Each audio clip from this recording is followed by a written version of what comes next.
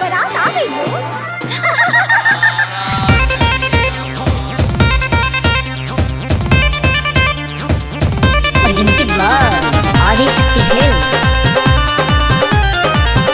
ऊंचे दुआरिया के पीछे तारा बाजा बाहो। ऊंचे दुआरिया के पीछे तारा बाजा बाहो। अटकल मौरिया के झोझाए लाला।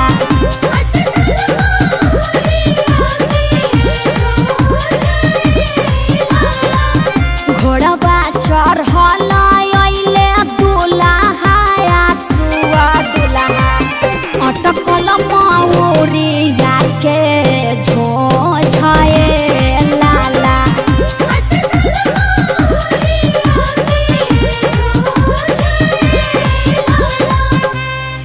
अरे ए भाई हई जोन बालकनिया में खाड़ होके गावतिया इ तोरे वाली नुहियो।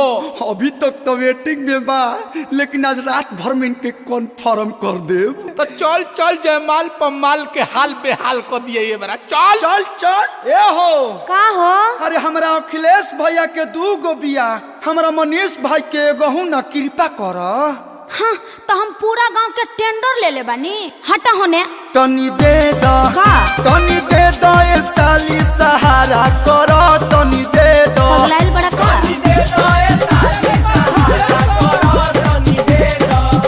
गरमी में आयो चॉकलेट लागली, चॉकलेट लागली, किशमिश लागली, बड़ा मीठ लागली। तनी दे दा तनी दे दा ये साली सहारा कर। तनी दे दो तला है सवारकी के ले जा। पकनी मन नइखे रे। अरे तो कैसन चाहिए? गरमी में ओकरा ही लागली, पोकरा ही लागली, बाल फूलल बाटे देखे में डाही लागली। अकेले जा ए साली सहारा करो। अकेले जा चलो लोग विजय भाई बा विजय चला करे चला सबको चला टेंट में। चलो चल चल चल पूरी खा चल चल चल रहा अखिलेश भाई चल। बुनिया बुनिया अरे बुनिया हटाओ बुनिया के दुनिया खत्म बा। आप पुलाव ले दी थोर की ऐसी दही और चीनी दे देता नी। नेकी आ पूछ खैलम का बैगन के भरता वो 2 गो दे दे। अरे तोर बहनी कही तावा जो अपने बहनी के दे दी है। अरे पेट तो हरा भरल हके ना ये अखिलेश जीजा। झूठे पतल लिए जाल हो।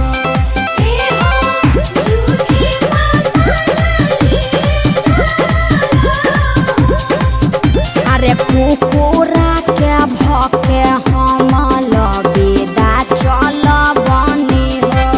काई कोई करत काहे जाल हो।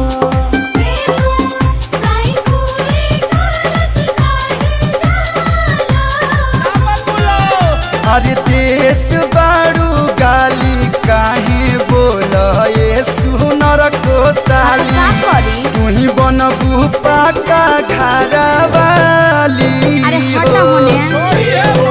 तू ही बनबू पाका घरा वाली। मुंह देखले बाड़ो अपन।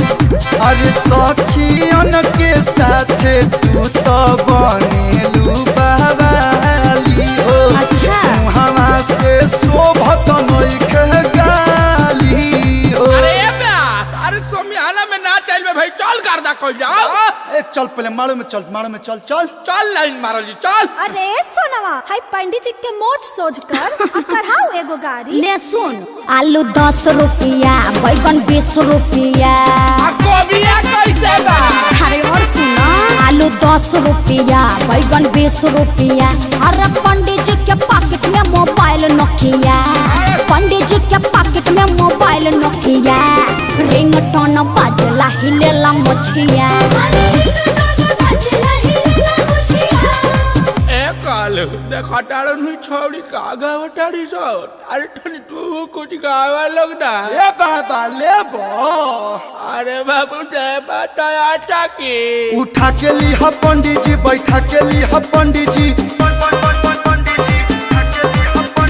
उठा के ली ह पंडित जी, बैठा के ली ह पंडित जी। गीतावा के दीदी के आरा सुता काली ह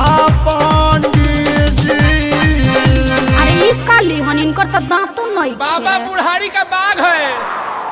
आजू के रतिया बाबा जागल हो रही है, आजू घरवा चोरिया हो जाई है,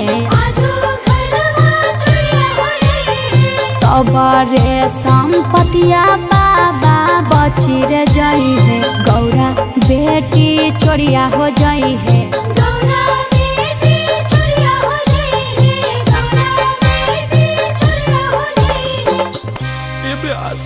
अरे यार हुई तोर वाली इमोशनल करत दिया यार। चुप रहो लोर मत फेंक, हम समझाओ तनी। लाखों करोड़ों में एक पीस हमार भैया हम, सही बोल रहे हो।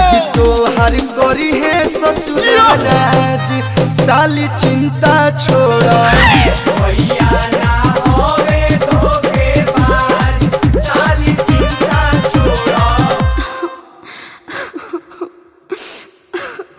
अब सुना मत रो, अगला साल तक तू अपना दीदी के पास चले जेबो। हम बुझनी ना। न हो जाने लू 6 में भुला लू। ओके बाय।